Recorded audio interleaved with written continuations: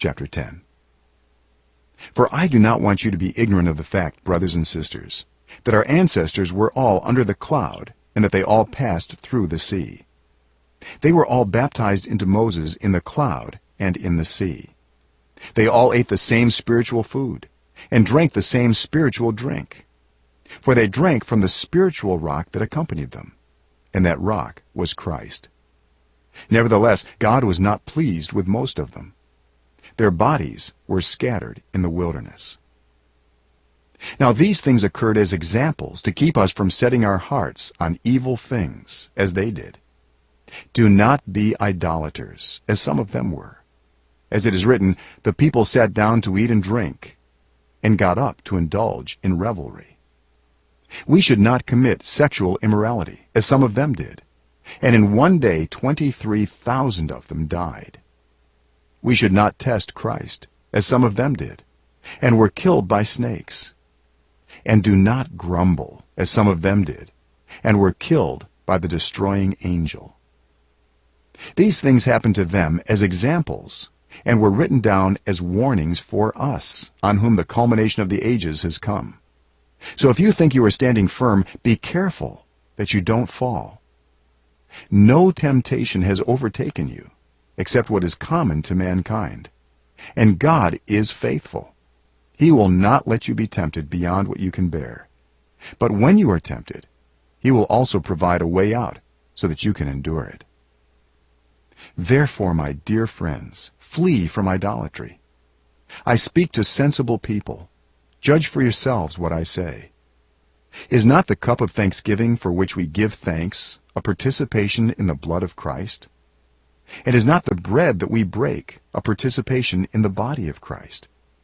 Because there is one loaf, we who are many are one body, for we all share the one loaf. Consider the people of Israel. Do not those who eat the sacrifices participate in the altar? Do I mean then that food sacrificed to an idol is anything, or that an idol is anything? No. But the sacrifices of pagans are offered to demons, not to God. And I do not want you to be participants with demons. You cannot drink the cup of the Lord and the cup of demons too. You cannot have a part in both the Lord's table and the table of demons. Are we trying to arouse the Lord's jealousy? Are we stronger than he?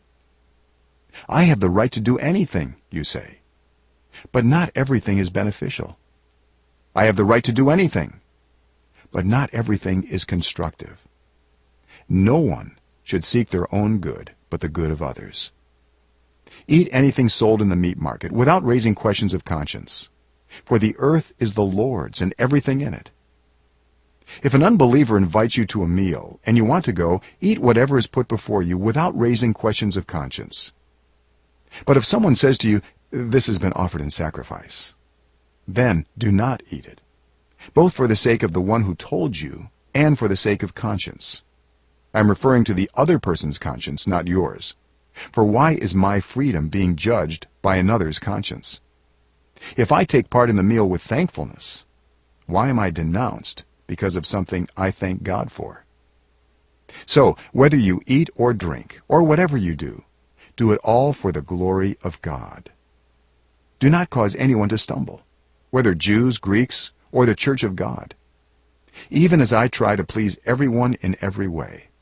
For I am not seeking my own good, but the good of many.